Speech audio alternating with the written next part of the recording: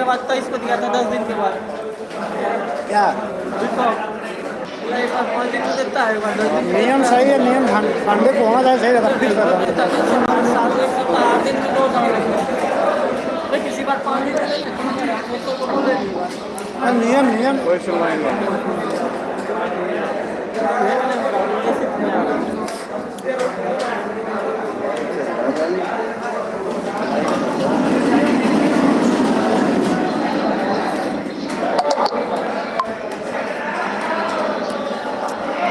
तुम बिल मार ले।